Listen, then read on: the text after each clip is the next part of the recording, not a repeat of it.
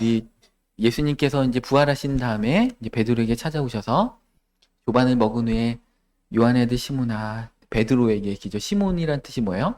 갈대. 여자의 마음은 갈대와 같다. 그런데 이제 베드로의 마음은 시몬입니다. 그러니까 흔들립니다. 우리 흔들리는 신앙을 갖고 있다는 것이죠. 이 시몬. 그래서 베드로가 뭐라고 했어요? 예수님 십자가 지실 때 내가 같이 죽겠습니다. 나는 결단코 다른 사람들이 다 배반해도 나는 끝까지 배반하지 않겠습니다. 그런데 베드로가 예수님을 막 저주하면서 거부했잖아요. 그죠? 그 어떤 그 제사장집의 여종이 너 말투를 보니까 또 내가 본 것 같은데 너 예수님의 제자지 하니까 아니다. 세 번, 기죠. 세 번 부인했습니다. 근데 세 번째는 욕하면서까지 나 아니다. 그렇게 부인했습니다. 그랬더니 그때 새벽닭이 딱 울었다는 것입니다. 그래가지고 이제 밖에 나가서 막 통곡을 했다는 것이죠. 자, 예수님 끝까지 죽는 데까지 같이 죽고 내가 예수님을 따른다고 했는데 그 조그만 여종의 그 말 때문에 내가 이게 무너졌구나 하면서 베드로가 안타까워했는데 우리의 삶도 마찬가지라는 거죠. 우리가 정말 주님을 위해서 살고 싶은 마음은 지짐인데 또 삶의 여건이 그렇지 않고 시간과 물질과 어떤 환경들이 여의치 않다 보니까 우리는 주님을 늘 배반하나 그런 찬양이 있는 것처럼 주님의 마음에 합당한 삶으로 살지 못하는데 예수님은 오늘 베드로에게 찾아오셔서 세 번, 베드로가 세 번 부인하니까 세 번 물어보시잖아요. 얼마나 찔렸을까요? 네가 날 사랑하느냐 세 번 물어보셨습니다. 근데 이제 베드로에게 물어보신 예수님의 단어 첫 번째 딱 질문하실 때 아가파오 이렇게 헬라어로 아가파오입니다. 그러니까 아가페는 명사형이 아가페고 동사형은 아가파오입니다. 그래서 네가 나를 아가페적인 사랑으로 정말 부모의 사랑, 하나님의 사랑으로 나를 사랑하느냐 그랬더니 베드로가 정말 벼룩도 낯짝이 있지 아가페의 사랑으로 예전 같으면 딱 했겠죠. 근데 베드로 그렇게 못하고 필레오의 사랑, 친구 간의 의리 제가 필레오의 사랑으로 사랑합니다. 두 번째로 예수님이 아가파오의 사랑으로 날 사랑하니? 그랬더니 베드로가 또 필레오의 사랑으로 사랑합니다. 벼룩도 낯짝이 있기 때문에 그랬더니 예수님이 세 번째 필레오의 사랑으로 물어봤어요. 네가 그러면 필레오의 사랑으로는 나 사랑하니? 그랬더니 필레오까지도 못하겠다. 세 번 물으시니까 너무 찔린다. 그러니까 내가 사랑합니다가 아니라 내가 주님을 사랑하는 줄을 주님께서 아시나이다. 꼬리 내리는 거죠. 베드로 원래 이런 성격 아니잖아요. 잘난 척하기 좋아하고 막 할 수 있다 그러는데 예수님 십자가 앞에 자기가 너무나 철저히 무너진 경험을 하다 보니까 그런데 예수님은 네가 나를 배반해? 두고 보자 이게 아니고 찾아오시면서 기죠. 요리도 손수 이렇게 해주시면서 먹어라 이렇게 하면서 요한의 아들 시몬 얼마나 이렇게 다정하게 부르십니까? 원래 베드로의 이름이 시몬이잖아요. 그죠? 친근하게 요한의 아들 시몬아 네가 이 많은 사람들보다 이 사람들이 나 좋아하는 것보다 네가 나 더 좋아하니? 네가 정말 나 좋아하니? 이렇게 물어보신다는 거죠. 하나님이 우리에게 원하시는 게 사실 이거거든요. 이거면 다 되는 겁니다. 사실은. 그죠? 예수님께 율법학자가 와가지고 이 구약의 성경책에 있는 모든 율법 가운데 무엇이 가장 큰 계명입니까? 했더니 예수님께서 마음을 다하고 목숨을 다하고 뜻을 다하여 네 하나님 여호와를 사랑하라. 이것이 크고 첫째 되는 계명이고 둘째도 이와 같으니 네 이웃을 네 몸같이 사랑하라. 이것이 온 율법과 선지자의 강령이다. 이렇게 말씀하시잖아요. 그러니까 하나님은 사실은 우리가 그죠? 고린도전서 13장에도 내 몸을 불사르게 내어줄지라도 사랑이 없으면 아무 소용이 없다. 그러니까 아무리 뭔가 세상적인 업적을 하고 그렇게 했다고 할지라도 하나님을 향한 그 사랑의 순수한 마음 때문에 한 게 아니라면 아무 소용이 없다는 것입니다. 그러니까 우리가 주님 앞에 탁 서게 되면 주님이 두 가지 여쭤보시겠죠.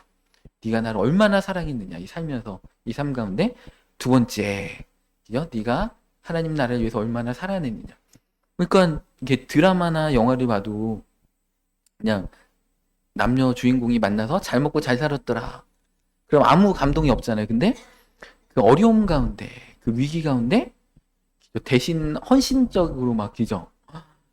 예를 들면 어제도 이제 어떤 드라마를 하나 이제 보니까 이제 구조를 당할 처지에 쌓였는데 이제 여주인공이 막 부들부들 떠니까 남자 주인공이 옷을 벗어주고 딱 자기는 막 정말 의식을 잃어갈 정도로 막 이렇게 하는 거예요. 그러니까 그 위기 가운데 그 어떤 그 위기를 뛰어넘는 그 사람의 사랑의 진심이 나오는 거잖아요. 그러면 그 드라마나 영화를 보면서 우리는 감동을 받잖아요. 야, 정말 이 죽음도 갈라놓을 수 없는 국경도 뛰어넘는 그 주인공의 사랑을 보면서 야, 정말 이들의 사랑은 정말 진심이구나.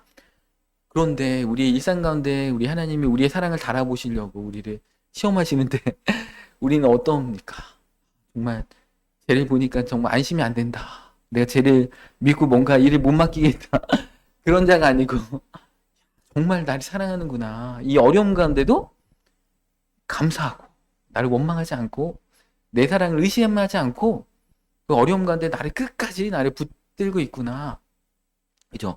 요번 수요일 날도 이명 목사님 설교 말씀 그 본문 말씀이 뭐예요? 무화과 나무 잎이 마르고 포도나무에 열매가 없고 감람나무에 기죠. 막 외양간에 송아지도 없고 막 우리의 양떼도 없고 그래도 난 여호와로 인하여 기뻐하며 즐거워하리로다. 여러분들 우리가 김중배 다이아몬드 때문에 예, 좋아하겠습니까? 기죠. 이수일과 심슨에 보면 기죠. 김중배 다이아몬드 때문에 넘어가잖아요. 진짜 사랑한 게 아니잖아요. 기죠. 네, 성춘향처럼 딱 변화도가 아무리 수청을 들면은 딱 앞으로 삶을 편안하게 해준다고 해도 기죠. 그 이몽룡과의 그 언약 때문에 기죠. 근데 이몽룡이 끝까지 시험하잖아요. 기죠. 암행어사로 나 붙었어 이렇게 얘기하는 게 아니고 초라한 모습으로 집도 다 쫄딱 망하고 기죠. 그렇게 한 모습으로 이제 감옥 옥살이 이렇게 찾아와가지고 기죠. 시험하잖아요. 나 떨어졌어. 낙방했어. 원래 장원급제로 암행어사인데 떨어졌어. 그랬더니 그럼에도 불구하고 기죠. 그럼에도 불구하고 딱 수청을 끝까지 이렇게 거부할 때 암행어사 출도해가지고 이몽룡이 또 시험하잖아요. 암행어사 입장에서 나한테 수청을 들으라고. 그런데 끝까지 수청을 거부하는 모습을 이렇게 보여줬던 것처럼 하나님은 우리의 삶 가운데 그렇게 어떤 환경을 통해서 진심을 보는 거죠. 여러분들 어려운 일을 겪어보면 내 친구들이 내 친척들이 내가 어려운 일을 겪을 때 나와 함께하고 있느냐 그러면 그 사람은 나를 향한 사랑이 진심입니다. 그런데 내가 어려운 일 당할 때 나 몰라라 하고 방치한다. 친구들이 떠나간다. 돈 있을 때는 기죠. 막 술 사주고 뭐 사주고 그러니까 좋아가지고 옆에 있다가 돈 다 떨어지고 이럴 때 내 주위에 사람이 없다 그러면 그 친구는 진짜 친구가 아닌 것처럼 그죠? 내가 인생의 위기를 만났을 때 우리 믿음의 동역자들이 나를 위해 중보기도 해주고 위로해주는 사람은 진심 어린 사람인데 내가 어려움을 당할 때 나에게 기죠? 나에게 막말을 하고 괴롭히고 하면 그분의 사랑이 아직 거기까지다. 그러니까 하나님은 그분들의 어떤 그 참된 모습, 밑바닥을 보여주시면서 그분들이 더 우리가 그분들 위해 더 중보해야 되겠죠. 이분들이 아직 하나님의 사랑 가운데 깊이 있게 못 들어갔구나. 는 것입니다. 얼마나 감동적인 드라마들이 많은지 몰라요. 뭐 일사후퇴 때 그죠?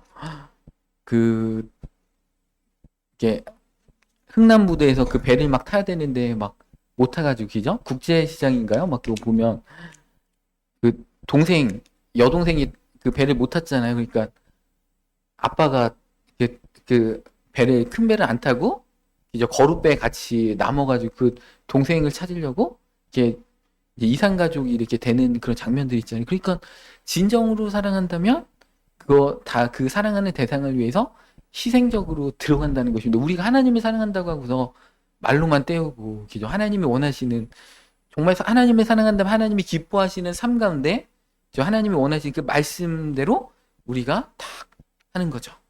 그러니까 그런 드라마나 영화들이 많잖아요. 막 이렇게 돌아가신 부모님이 네 동생 책임져라. 그러니까 그 장남이 기죠. 어머니와의 그 약속을 끝까지 평생 그걸 지키려고 그 고난 가운데 동생들을 막 건사하고 막 자기는 희생하고 결혼도 뒤로 미루고 막 이렇게 하는 그런 장면들도 많이 나오는 것처럼 누군가를 사랑한다면 말씀, 그분의 말을 지키려고 노력한다는 것입니다. 우리가 하나님을 사랑한다면 이 성경책에 있는 말씀대로 우리가 살아가려고 노력을 할 것입니다. 그래서 오늘 본 말씀처럼 예수님 우리한테 물으시는 겁니다. 네가 나를 정말 사랑하느냐? 사랑하면 뭐라고요? 내 어린 양을 먹이고 두 번째는 내 양을 치고 세 번째는 내 양을 좀 장성한 양들을 먹여라.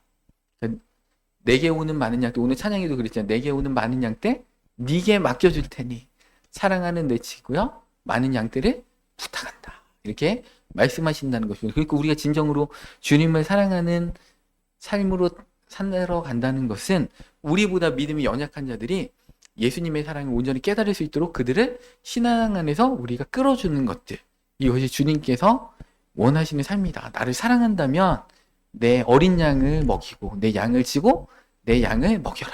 이렇게 3번 예수님께서 이렇게 말씀하셨다라는 것입니다. 그러니까 어떤 회사에서도 그런 사장님들 있잖아요.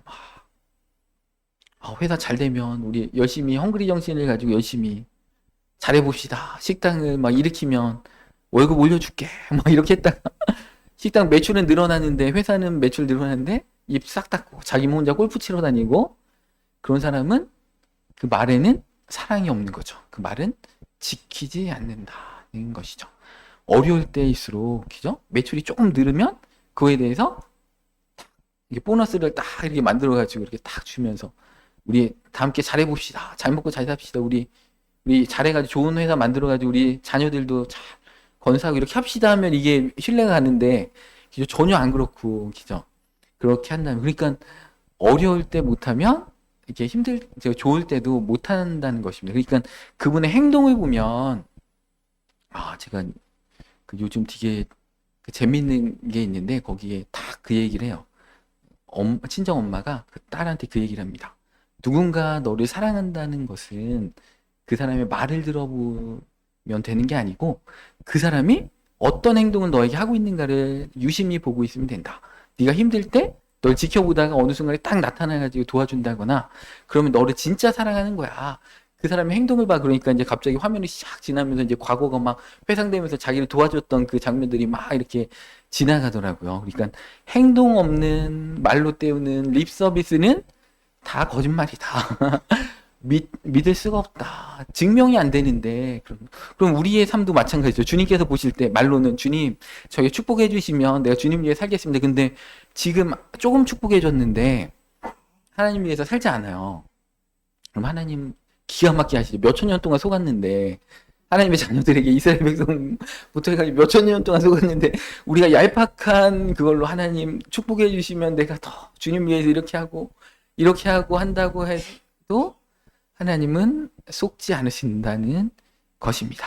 그래서 그럼에도 불구하고 하나님은 베드로를 회복시켜 주셨던 것처럼 하나님 우리의 실패를 통해서도 우리에게 여전히 일하시면서 우리를 더욱더 겸손하게 만드시면서 우리가 주님을 의지하고 나는 부족하구나. 하나님의 능력으로 하나님의 능력과 하나님의 은혜 가운데 내가 섬기는 삶으로 들어갈 수 있겠구나. 그것을 깨닫게 해 주신다는 것입니다. 그래서 시편 23편 3절에도 본문에 띄우진 않았지만 우리의 영혼을 소생시켜 주시고 자기의 이름을 위하여 우리를 의의 길로 인도하십니다. 그러니까 우리가 주님의 사랑하는 삶에서 한 번에 되면 좋겠지만 많이 넘어지고 실패한다는 거예요. 근데 주님은 끝까지 우리를 하나님 온전히 사랑하는 그 단계까지 하나님 계속해서 우리를 이끌어 가신다는 것입니다. 그래서 우리 유명한 말씀에도 신명기 8장 2절에도 네 하나님 여호와께서 너를 40년 동안 광야에 걷게 하신 게 뭐예요? 광야에 너를 낮추시고 너를 시험하사. 그죠? 네 마음이 어떠한지 그 명령을 지키는지 지키지 않는지 알려 하심이라. 왜냐하면 우리는 낮춤과 시험의 과정을 통과하지 않으면 돈 많고 막 건강하고 잘 풀리고 이럴 땐 다 감사하죠. 그럴 때 감사 못하는 게 기적이잖아요. 근데 그때는 진정한 감사를 알 수가 없습니다. 그죠? 내가 우리 드라마에서도 그렇잖아요. 남녀 배우가 잘 먹고 잘 살 때 사랑해 주는 건 다 하는데 정말 어려운 순간에 그 사람을 버리지 않고 끝까지 그 옆에 붙들어 주면서 그 사람을 위해서 대신 이렇게 어떠한 고난과 수고도 감수한다는 게 그게 진정한 사랑인 것처럼 하나님도 우리를 낮추시고 시험하시면서 하나님의 명령을 진짜 지키는지 하나님을 사랑하는지를 하나님은 아신다는 것입니다. 그래서 날마다 이 광야의 어떤 여정들을 통해 하나님을 향한 그 사랑을 더욱더 성장시키는 과정으로 하나님께서 들어가게 하셨다라는 것입니다. 그래서 마치 금이 이제 불로 인해서 재련되어서 더 순수한 불이 되는 것처럼 그렇다라는 것입니다. 그래서 반복적으로 우리를 이제 이끌어 가시는 그런 시험이 있다라는 것입니다. 신명기 6장 5절 말씀 이제 띄우지는 않았지만 하나님은 이렇게 말씀하십니다. 너는 마음을 다하고, 뛰었구나. 예, 뜻을 다하고 힘을 다하여 네 하나님 여호와를 사랑하라. 이게 이제 쉐마, 들으라. 그죠? 가장 중요한 율법의 말씀인 것입니다. 그러니까 하나님을 사랑하는 것은 선택사항이 아니고 필수사항인 것이죠. 모든 신앙생활의 섬김과 봉사와 헌금과 이런 모든 것들이 기초가 되는 것이 하나님을 향한 그 사랑의 마음에서 시작돼야 한다는 것입니다. 요한일서에도 그죠? 형제를 사랑하고자 말하면서 그죠?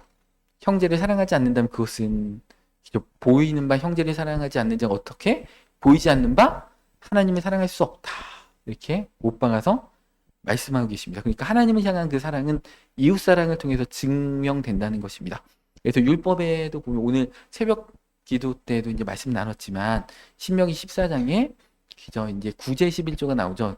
구약 시대 때는 사람들이 10%를 헌금 이렇게 11조 한 게 아니고 20%를 11조 했습니다. 그러니까 10%의 11조는 레위인들의 어떤 그 사례비입니다. 그렇고 그 나머지 90%가 남았잖아요. 그러면 그 나머지 90% 중에 10% 그러니까 어떻게 정확히 얘기하면 9%죠.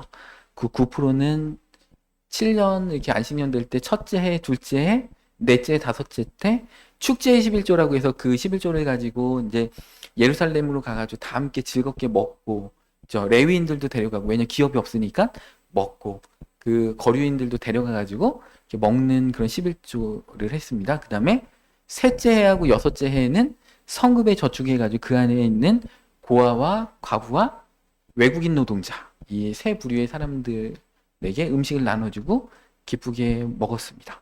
그래서 이제 이스라엘 백성은 사실은 10%를 하나님 앞에 드린 게 아니고 20%를 드렸습니다. 그러니까 우리 삶에도 구제 헌금의 비율이 그러니까 한 3% 정도 그러니까 구약의 정신을 보면 100이라고 했을 때 19%를 드렸다고 했잖아요. 그 중에 3%가 그죠. 둘째 해 그 뭐 이렇게 첫째 해, 넷째 해, 다섯째 해는 그 축제 11조니까 구제 11조는 셋째, 여섯째니까 한 3% 정도 된다는 것입니다. 그러니까 내 소득이 한 3% 정도는 사실은 구약의 율법의 원리라면은 구제하는데 주변에 가난한 사람들 그래서 그들을 섬겨라. 하나님은 항상 고아를 돌보고 과부를 돌보고 외국인 노동자를 돌봐라. 그래서 반복적으로 율법적으로 얘기하신다는 것입니다. 그런 것들을 통해서 하나님을 사랑하는구나 이것을 우리가 알 수가 있습니다. 예수님께서도 마태복음 6장 24절에 한 사람이 두 주인을 섬기지 못할 것이라고 했습니다. 이 물질과 하나님을 겸하여 섬겼다. 물질을 주인의 단계로 얘기했다는 것입니다. 그리고 한 사람을 더 사랑하거나 다른 사람을 경홀히 여길 수밖에 없다니까 이 물질 사랑하는 것보다 하나님을 더 사랑해라 이렇게 말씀하고 계십니다. 그러니까 물질 만능주의 시대에 그죠? 말로는 하나님을 고백하면서 사실은 돈을 쫓아서 더 큰 집과 더 좋은 차하고 더 좋은 연봉을 위해서 사는 삶으로 많이 들어간다는 것입니다. 그게 이제 이스라엘 백성들이 바알과 아세라 신을 섬긴 거죠. 풍요와 다산의 신, 농사 잘 되게 해주는 신을 섬겼다는 것입니다. 이스라엘 백성은 하나님도 섬기고 바알도 섬겼던 것처럼 많은 이 시대의 신자들이 하나님을 사랑하면서 또 물질도 겸하여 사랑한다는 것입니다. 그런 삶으로 들어가지 않기를 하나님 원하신다는 것이죠. 디모데전서 6장 6절 말씀해 보면 그 앞에 그러나 자족하는 마음이 있으면 경건은 큰 이익이 되느니라. 그러니까 자족해라. 너무 이렇게 가지려고 하는 삶은 안 된다. 우리가 세상에 아무것도 가지고 온 것이 없음에 또 아무것도 가지고 가지 못하리니. 그죠? 공술의 공수거. 성경에 몇천 년 전에 이미 쓰여졌다는 것입니다. 우리가 먹을 것과 입을 것이 있은즉 족한 줄로 알 것입니다. 우리가 잠잘 수 있는 집이 있고 새끼 밥 먹을 수 있고 입을 옷이 있다. 추운데도 이렇게 점퍼가 있다. 그러면 감사해라는 것입니다. 우리의 삶에 관심을 거기에 두지 말라. 9절에 부하려 하는 자들은 시험과 올무와 여러 가지 어리석고 해로운 욕심에 떨어지나니 곧 사람으로 파멸과 멸망에 빠지게 하는 것이라. 그러니까 너무 부하려고 하지 말라는 것이에요. 그냥 적당하게 감사하며 살려고 하면 된다는 것입니다. 자꾸 돈 욕심을 가지기 때문에 시험에 빠지고 올무에 빠지고 여러 가지 어려운 해로운 욕심에 떨어진다는 것입니다. 파멸과 멸망에 빠진다는 것입니다. 10절. 돈을 사랑함이 일만하게 뿌리가 되나니 모든 악의 뿌리는 돈 사랑하는 거다. 그러니까 하나님 신, 만몬 신, 신이라고 할 때 이렇게 무생물 가운데 신이라고 할 때 이 돈 외에는 신이라고 한 게 없잖아요. 그죠? 돈을 사랑함이 일만하게 뿌리가 되나니 이것은 탐내는 자들은 미혹을 받아 믿음에서 떠나 많은 근심으로써 자기를 찔렀도다. 이렇게 말씀하고 계십니다. 그래서 돈을 너무 사랑하지 말라. 하나님보다 더 사랑하면 절대 안 된다는 것입니다. 그리고 우리 또 두 번째로 경계할 것은 세속적 성공지향주의를 우리는 경계해야 됩니다. 더 높은 지위, 더 높은 업적, 큰 영향력을 자꾸 추구하는 삶이라는 것입니다. 그래서 우리 SNS에서도 좋아요를 더 많이 받아야 되고, 그죠? 구독자를 더 많이 확보해야 되고, 그렇게 한다는 것입니다. 그에 대해서 예수님께서 이 바리새인들에게 뭐라고 했어요? 요한복음 5장 44절에 너희가 서로 영광을 취하고 유일하신 하나님께로부터 오는 영광은 구하지 아니하니 어찌 나를 믿을 수 있느냐. 이렇게 이 바리새인들한테 예수님께서 말씀하셨습니다. 또 바울은 갈라디아 교인들한테 그랬잖아요. 나는 그죠? 내가 하나님께 좋게 하랴. 사람들의 기쁨을 구하랴. 내가 지금까지 사람의 기쁨을 구하였다라면 그리스도의 종이 아니다. 이렇게 말씀하고 계십니다. 또 우리가 세 번째로 경계해야 될 게 형식적이고 습관적인 신앙생활입니다. 에베소 교회, 요한계시록 2장 4절에 보면 기저 에베소 교회 기저 다 막 선으로 악한 것들을 다 분별해냈는데 처음 사랑을 버렸다. 그죠? 수고하고 인내하고 이제 거짓 사도들을 분별해내고 이런 교회가 어디 있어요? 막 칭찬을 예수님이 해주시고 그런데 네가 처음 사랑을 버렸다. 이렇게 말씀하고 계십니다. 많은 신앙인들이 이와 같을 것 같습니다. 주일마다 교회 나오고 성경도 읽고 종교적인 어떤 습관과 의무감만이 남았다는 것입니다. 하나님을 향한 뜨거운 사랑은 온데간데 없고 형식만 남았습니다. 부부 간에도 오래 살면 어떻게 됩니까? 더 애틋하고 사랑하고 그래야 되겠죠. 의리로 산다. 전우회로 산다. 이런 말 하면 안 되잖아요. 더 보고 싶고, 그죠? 하루만 안 봐도 더 보고 싶고. 그 신혼 때 그 사랑을 잃어버린 거잖아요. 그죠? 배은망덕한 거잖아요. 그죠? 결혼해줬더니 감히 나를 뭘로 보고 그런 거잖아요. 그죠? 막 딴 데 눈 돌리고 이러면 안 된다. 것입니다. 가장 자기 배우자를 향한 그 처음 사랑, 첫사랑을 잊어버리면 안 되는 것이죠. 하나님을 향해서도 마찬가지다. 우리가 주님을 향한 마음이 어느 순간 식어지면 안 된다라는 것입니다. 또 이 네 번째 우리가 경계해야 될 게 시간과 관심의 분산입니다. 스마트폰, SNS, 막 유튜브, 게임 이런 것들에는 많은 시간들을 막 몇 시간씩 쓰면서 하나님을 향한 그 시간에는 별로 안 쓰는 거죠. 말씀을 읽고 예배하고 기도하는 건 별로 안 하고. 그죠? 우리 여성분들 뭐 조심해야 돼요? 수다 떠는 거. 한번 뭐 전화하기 붙들면 막, 그죠? 이런 것들 조심해야 되고, 우리 남성분들도 남성분들만의 어떤 약점들이 있습니다. 신명기 6장 5절 말씀에 너는 마음을 다하고, 뜻을 다하고, 힘을 다하여 내 하나님 여호와를 사랑하라. 이렇게 말씀하고 계십니다. 이 마음을 다한다는 뜻은 우리의, 그죠? 의지와 감정과 생각을 다 집중해서 온 인격을 다해서 사랑하라는 게 마음을 다하고 사랑하라는 것입니다. 뜻을 다하여 사랑한다. 우리의 영혼을 담아서 우리 영혼, 우리 영적 존재잖아요. 우리 영을 가지고 사랑해. 그다음에 힘을 다하여 그리고 우리의 모든 에너지를 다 동원해서 영적인 에너지, 육적인 에너지 다 동원해서 하나님의 사랑, 그게 사랑하는 거지, 그죠? 사랑이 다 식어가지고 신혼 때만 반짝하다가 이렇게 조강지처를 향한 그 사랑을 이렇게 뜨뜻미지근하게 이렇게 하면 안 된다는 것입니다. 그래서 우리는 뉴스 보는 것보다 그죠? 막 시사와 뉴스 막 이런 건 좋아하는데 하나님 말씀 별로 안 듣고 찬양보다 유행가가 더 좋고 그러면 안 된다는 것입니다. 우리의 첫 생각이 우리의 주된 관심사가 하나님께 있어야 한다는 것입니다. 그래서 마태복음 6장 21절에도 네 보물이 있는 그곳에는 네 마음도 있느니라. 우리의 시간과 관심이 있는 곳이 보물이잖아요. 우리가 왜 시간과 관심이 어디 있는가? 우리의 시간과 관심이 정치에 있는가? 경제에 있는가? 그죠? 아니면 이렇게 연예인들, 그죠? 아니면 뭐 TV에 있는가? 우리의 보물이 있는 곳에 우리의 마음이 있다고 했기 때문에 우리의 보물을 가장 소중하게 여기는 것을 우리는 점검해 봐야 한다는 것입니다. 그리고 하나님은 우리를 여러 가지를 통해서 우리의 마음을 달아보십니다.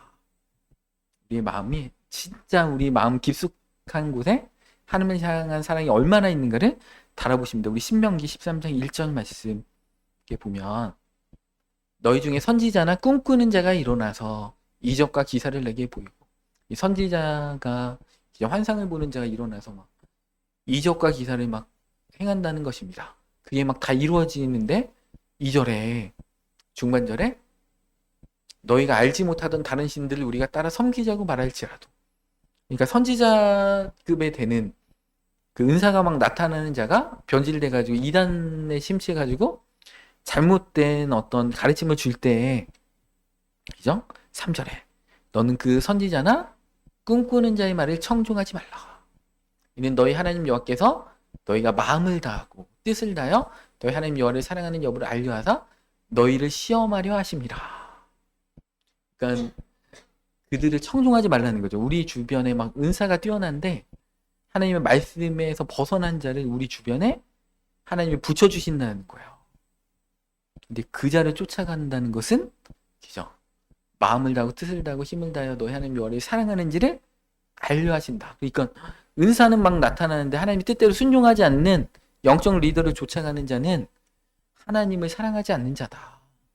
그거를 하나님 알아보시려고 그 삶의 주변에 그런 일들을 일으키신다는 거예요. 그래가지고 어떤 그 단체, 그죠? 아니면 어떤 거기 가면 또 물질적인 이득이 있을 수도 있겠고, 그래서 거기에 야합하는지 하나님을 사랑하는지 아니면 그런 눈앞의 이익을 쫓아서 선택하는지를 하나님은 달아보신다. 하나님은 항상 달아보신다. 매일매일 우리를 달아보십니다. 그래서 우리가 하나님을 향한 사랑이 어디까지 왔는가를 하나님은 달아보신다. 교회에 어려운 일이 있을 때 어떻게 하고 있는가? 가정에 어려운 일이 있을 때 어떻게 하고 있는가? 자기 유익만을 쫓아서 하고 있는가? 나만 잘 먹고 잘 살려고 하고 있는가? 어떻게 하고 있는가? 나라가 어려움에 빠졌을 때 어떻게 하고 있는가? 그것을 하나님은 다 이렇게 하나하나 다 달아보십니다. 그래서 오늘은 이 신명기 13장에는 은사자들을 가지고 달아보시는 것처럼 때로는 물질을 가지고 달아보시죠. 어떤 직업을 가졌는데 잠깐 양심의 눈을 잠깐 감으면 큰 돈을 벌 수 있어요.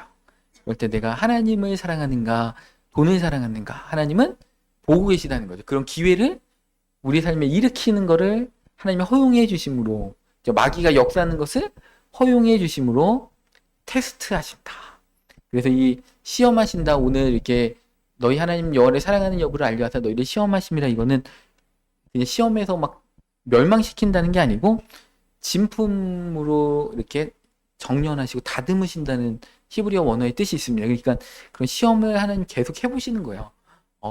이렇게도 안 넘어지는지, 그래서 이 신앙이 27점이구나. 27점에 맞는 사명과 어떤 축복을 줘야지. 신앙이 90점이네? 90점에 맞는 축복과 사명을 내가 주리라. 우리를 여러 가지 상황들 가운데 하나님은 계속해서 날마다 시험하십니다. 순종의 자리로 나가고 있는데, 오늘 신명기 14장 말씀에도 부정한 짐승이 뭐예요? 지느러미가 없고, 그죠? 비늘이 없는 물고기. 두 가지가 다 있어야 된다고 했지. 지느러미는 뭐예요? 방향성. 하나님이 가라고 하면 바로 지느러미를 가지고 바로 방향 전환해서 순종의 자리로 바로 즉각적으로 지체하지 않고 나가는 자가, 그죠? 그 다음에 비늘은 뭐예요? 이렇게 오염된 물에 있는 것들을 보호막, 갑옷처럼 보호막을 이렇게 씌워주는 그런 것들이 정한 지느러미와 그 비늘을 같이 갖고 있는 것은 정한 음식이기 때문에 구약시대 때 율법적으로 먹어도 된다. 이렇게 말씀하고 있다는 것입니다. 우리가 하나님이 딱 가라고 할 때 순종의 자리로 결단을 바로 즉각적으로 순종하는 거, 아니면 그 아브라함의 조카 롯과 같이 지체하면서 하도 막 지체하니까, 그죠? 천사가 막 새벽 일찍 억지로 팔 잡아가지고 끄집어내는 그런 순종을 하고 있는가. 그리고 저 산까지 도망가라 그랬더니 롯이 뭐라고 합니까? 천사한테 내 주여 그리하지 마옵소서. 내가 도망가다가 죽을까나이다. 하나님이 가라고 했는데 막 지체하면서 또 막 안 가겠다고 막 자기 판단력이 더 오른 거죠. 이런 자가 되고 있는 게 하나님 다 알아보신다는 것입니다. 우리 환경 가운데 우리가 정말 합격점을 받고 있는 자인가, 조카 롯과 같이 그냥 아브라함 때문에 그냥 어쩔 수 없이 같이 구원받은 자인가, 그런 걸 하나님이 달아보신다는 것입니다. 그래서 여러분들 그래도 우리 교회 다니시면 조카 롯과 같이 구원은 받습니다. 목회자의 기도를 들으시고 그러니까 근데 조카 롯과 같은 자가 아니고 아브라함 같이, 그죠? 아브라함은 딱, 그죠? 이삭을 바치라니까 딱 바치니까 하나님께서 내 이름을 가지고 내가 맹세하노니 내가 너 축복할 거야. 네 자손들이 대적의 문을 차지할 거야. 얼마나 막 이쁘신가. 내 이름을 가지고 내가 맹세한다고 하는 그런 사람이 돼야 되겠습니까? 아니면 아브라함 때문에 어쩔 수 없이 막 그냥 겨우 간신히 구원받는 그런 자가 되어야 하겠습니까? 그래서 시험의 방법은 뒤에 정교합니다. 하나님은 우리를 날마다 다 테스트해 보십니다. 그래가지고 이제 인사고과를 다 매기는 거죠. 인대력 몇 점, 그죠? 헌신도 몇 점, 사랑 몇 점, 믿음 몇 점. 하나님은 다 이렇게 달아보십니다. 그래서 관계성을 가지고 시험하죠. 부모나 이제 배우자가 막 교회 다닐 것 같으면 그냥 집에서 나가 막 이렇게 하기도 하고 그죠? 이렇게 관계를 가지고 이렇게 시험한다는 것입니다. 또 편안함의 시험도 합니다. 그래서 교회 봉사하기 싫다. 그냥 편안하게 살고 싶다. 내 신앙 내가 지키고 우리 가족들 그냥 우리 가족끼리 알콩달콩하고 싶다. 또 문화의 어떤 시험도 있죠. 상대주의와 개인주의, 그다음에 물질주의를 가지고 세상의 가치관을 막 우리한테 심어줘가지고 타협하게 세상의 어떤 그 원칙 가운데 살아갈 수 있도록 우리를 찾고 세상의 시대정신에 머무를 수 있도록 우리를 흔들어 놓는다는 것입니다. 이런 것들을 통해서 하나님은 우리를 시험한다. 하나님이 그런 것도 허용해 주시는 거예요. 때로는 유혹들이 우리 삶 가운데 마귀야 시험하는 것을 때로는 허용해 주시면서 그래도 끝까지 나를 붙들고 있는가, 주의 길을 가고 있는가. 그러면서 뭐라고요? 4절에 너희는 여호와를 따르며 내가 돈을 따르지 않고, 그죠? 하나님만을 따르겠습니다. 내가 편안함을 따르지 않고 가족의 협박과 회유에 넘어지지 않고 하나님만을 따르겠습니다. 그를 경외하며, 그죠? 경외한다는 것, 두려운 마음으로 하나님을 섬긴다. 하나님을 가볍게 여기지 않고 경건 생활을 한다는 것이죠. 또 그의 명령을 지키며, 하나님을 정말 사랑하면 그들의 말씀이 소중하기 때문에, 그죠? 그냥 말씀을 막, 그죠? 헌신짝처럼 내버리는 자가 아니고 그 말씀을 소중하게 그 말씀대로 지키려고 한다는 것입니다. 그 다음에 그의 목소리를 청종하며 세상의 소음이나 우리의 욕망의 소리를 듣는 것이 아니고 하나님의 음성에 귀를 기울입니다. 그래서 내 양은 내 음성을 알고 나도 그대의 음성을 알고 예수님의 음성을 안다는 것이죠. 그 다음에 그를 섬기며 전적으로 헌신합니다. 예배합니다. 그죠? 하나님은 우리의 필요를 채워주는 수단으로 여기지 않고 우리가 하나님을 섬기는 것을 우리의 삶의 목적으로 여긴다는 것입니다. 그래서 또 그를 의지하며, 그죠? 다른 것이 아니고 하나님만을 의지합니다. 우리의 능력이나 재물이나 우리의 경험이나 지위를 의지하는 것이 아니고 하나님만을 의지한다. 그래서 잠언 3장 5절 말씀에도, 그죠? 이렇게 나와 있습니다. 너는 마음을 다하여 여호와를 신뢰하고 네 명철을 의지하지 말라. 너는 범사의 길을 인정하라. 그리하면 내 길을 지도하시리라. 이렇게 말씀하고 계십니다. 그래서 하나님께서 우리를 달아보신다. 그죠? 우리 때로는 요한의 아들 시몬과 같이 갈대와 같이 우리가 넘어지고 실패해도 하나님은 다시 우리를 붙드시고 이끌어 주시면서 그 사명의 자리, 사랑의 자리로 다시 우리를 재촉하신다. 그러면서 우리를 계속해서 시험하신다. 시험은 뭐예요? 이렇게 불로 그 정련된 금과 같이 우리를 순수하게 만들기 위해서 하나님은 그게 온통 관심사가 있습니다. 우리의 삶에서 요한의 아들 시몬아 네가 나를 사랑하느냐 물으실 때 내가 주님을 사랑합니다. 어떠한 어려움이 와도 나는 주님을 배반하지 않습니다. 나는 성춘향입니다. 김중배 다이아몬드 필요 없습니다. 나는 주님 한 분만으로 만족합니다. 나는 평생 가난하게 살아도 주님만을 사랑하겠습니다. 나는 건강하지 않아도 주님만을 섬기겠습니다. 그렇게 할 때 하나님께서 우리의 삶에 놀라운 축복과 사명으로 다 회복시켜 주실 것입니다. 그러니까 마음껏 축복해도 변질되지 않겠구나. 하나님 몇천 년 동안 너무 많이 속으셨어요. 막 지위도 줘보고 돈도 줘보고 건강도 줘봤더니 그때뿐이야. 하나님이 섬기겠다 했는데 돈을 줬더니 기저 세상으로 나가고 기저 골프 치러 나가고 사치하러 나가고 기저 그때뿐이다. 하나님의 진실하게 섬기는 자가 별로 없다. 그래서 하나님이 축복해 주시는 게 너무 불안불안하신 거죠. 이거 줬다가 이거 참 좋은 건데 줬다가 어떻게 되냐. 이거 가지고 넘어질 것 같다. 내 자녀가 내가 주는 축복과 사랑 때문에 넘어질 것 같다. 우리도 우리 아이들이 뭐 해달라고 하는데 내가 그 돈이 있어도 그 아이한테 그 아이의 인생을 망칠 것 같으면 끝까지 안 해주잖아요. 사랑하니까. 내 사랑하는 자녀가 망칠까봐, 인생 망칠까봐 내가 돈이 있어도 안 해주는 거죠. 사랑하니까. 그런 것처럼 하나님 앞에 그런 은혜로 들어가지 마시고 마음껏 축복하리라. 내가 얘한테는 은사를 줘도 되고 막 물질을 줘도 되고 저도 다 나를 위해 사는 자야. 내 시험에 합격한 자. 다윗같이 내 마음에 합한 자야. 내 친구야. 이런 자로서 여러분들 우리 인생 가운데 하나님을 정말 사랑해서 그 시험에 통과해서 참으로 마음을 다하고 뜻을 다하고 힘을 다하여 나를 사랑하는지 하나님 우리를 달아보실 때 합격점을 받아서 하나님 마음껏 사용하시는 놀라운 축복 가운데 다 들어가시길 이 시간 축원합니다.